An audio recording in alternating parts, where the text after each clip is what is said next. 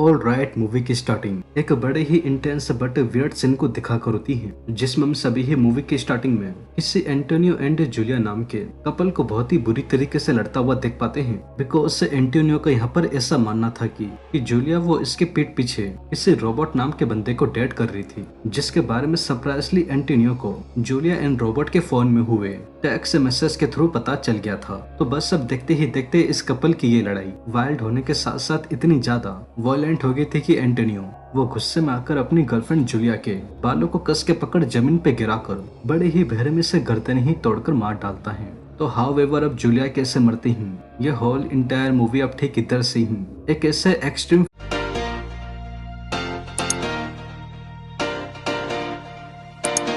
Face की तरफ जाने वाली है, जो कि बिल्कुल ही अनएक्सपेक्टिंग होगा।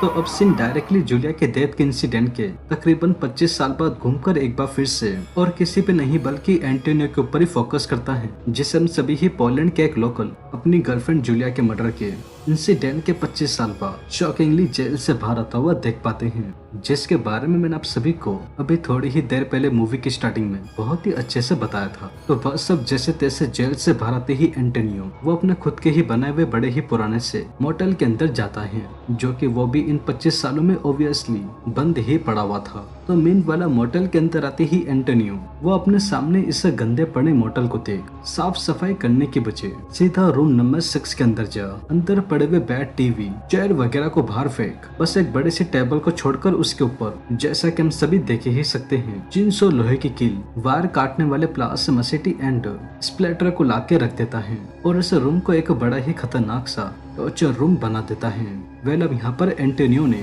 आखिर में किस लिए और क्यों अपने इस रूम को टॉर्चर रूम बनाया है, तो इस बारे में आप सभी को भी थोड़ी ही देर में मूवी में आगे चलकर अपने आप ही पता चल जाएगा। तो बस सब सीन सीधा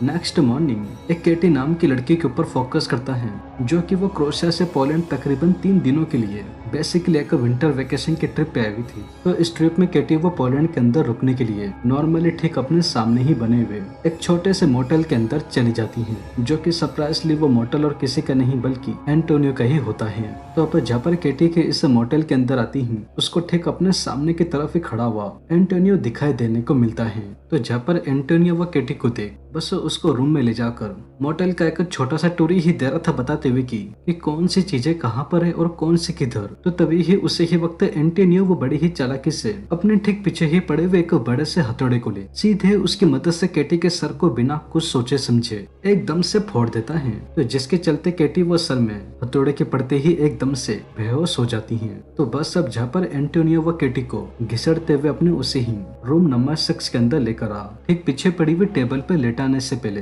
केटी के एक एक कर सारे कपड़े उतार टेबल पे लेटाकर उसके हाथ पैरों को रस्सियों से बांधकर होस्टेज बना देता है। तो बस केटी को इससे होस्टेज बनाते ही एंटोनियो टेबल के बिल्कुल ही पास खड़े होकर केटी का होश में आने का इंतजार करता है, ताकि वो उसके साथ अपना टॉर्चर गेम शुरू कर सके। तो मीन वाइल अब जैसे तैसे केटी के होश में आती है, वो अचानक से अपने आप को होस्टेज बना हुआ क्रीपी से कमरे के अंदर देख इस अनएक्सपेक्टिंग मैटर के बारे में कुछ सोच समझने की कोशिश ही करती। तो तभी ही उससे पहले पास ही में ही खड़ा एंटोनियो फाइनली केटी को होश में आता देख सीधे उसके ऊपर चढ़कर अचानक से बहुत ही अजीबो तरीके से इंटीमेट होना शुरू हो जाता है। तो बाय द वे कई घंटों तक ऐसे ही इंटीमेट होने के बाद एंटोनियो वो एकदम से खड़ा हो सामने ही दिख रहे वाश बेसिन के पास जा एक खाली बियर की बोतल ले सीधा उस बियर की बोतल के अंदर टॉयलेट कर देता है। तो अब जहाँ पर बोतल के अंदर टॉयलेट करते ही एंटोनियो घूमकर फिर से केटी के पास जा उसके मुंह को खोल बोतल के अंदर पड़े अपनी टॉयलेट को जबरदस्ती उसको पिला देता है।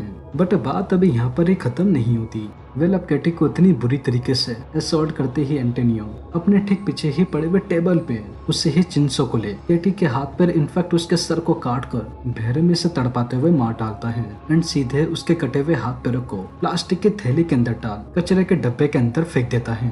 तो समहाउ अब केटी कैसे मरती है, सीन अब ठीक इधर से चेंज होकर नेक्स्ट मॉर्निंग इससे सोफी नाम की लड़की के ऊपर फोकस करता है, जो कि ये भी स्पेन से पोलैंड कुछ दिनों के लिए घूमने के लिए आई हुई थी। तो ऑब्वियस ही बात थी कि सोफी वो रुकने के लिए हॉस्टल या मोटेल वगैरह ढूंढ रही थी। बट तभी ही उसी ही वक्त सोफी की नजर गलती से एक छोटे से मोटेल की तरफ चली जाती है, जो कि वो और किसी का नहीं बल्कि जैसा कि हम सभी देखते ही आ रहे हैं एंटोनियो का ही होता है। तो बस इस मोटेल के अंदर आती है सोफी वो इसके मालिक या ओनर को ही ढूंढ रही थी ताकि ये अपने लिए रूम बुक करा सके। बट तभी ही उससे पहले एंटोनियो वो बड़ी ही चालाकी से सोफी के पीछे आज सैम केटी की तरह ही उसके भी सर के बीचों बीच हथौड़ा मार बेहोश कर देता है। तो अब जहाँ पर बेहोश होती है सोफी वो दोबारा फिर से जैसे तैसे होश में ही आती है। तो वो अपने आप को होटल की लॉबी में होने की बजाय शॉकिंगली एक कमरे के अंदर बिना कपड़ों के टेबल पे लेटा हुआ पाती है, जहाँ पर एंटोनियो ने उसके हाथ पैरों को बांधकर बड़े ही ऑकवर्ड पोजीशन में होस्टेज बना के रखा हुआ होता है। तो बस अब सोफी के होश में आते ही एंटोनियो वो सबसे पहले उसकी कुछ फोटो वगैरह खींच अजीबो तरीके से उसकी बॉडी को टच कर ऑर्गेजम देते हुए अचानक से टेबल के ऊपर चढ़ सोफी के ऊपर आ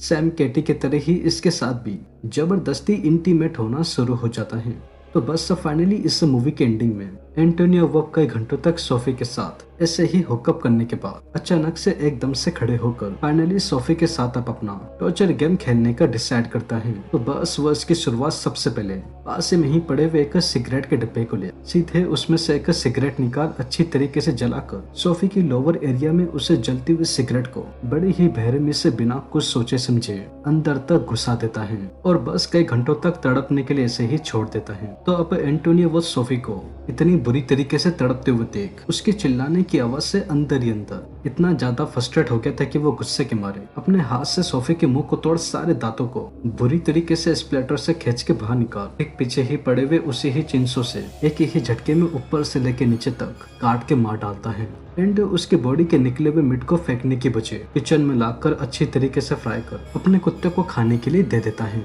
और बस इसी के ही साथ हमारी ये मूवी क्रीपी बट वियर्ड तरीके से ठीक इधर ही एंड हो जाती है। अब दोस्तों अगर आप सभी ही इस इंटायर मूवी को पर्सनली देखना चाहते हैं तो YouTube पर आपको ये मूवी सर्च करने पे बहुत ही आराम से मिल जाएगी। बाकी अगर हम बात करें इस मूवी के स्टोरी एंड प्लॉट के बारे में तो इसमें ऐसा कुछ था नहीं जो समझ में ना आए, क्योंकि सारी चीजें जैसा कि हम सभी देखते ही आ रहे हैं फ्रॉम स्टार्टिंग टू एंडिंग तक हमारे बीच ऑलरेडी क्लियर है।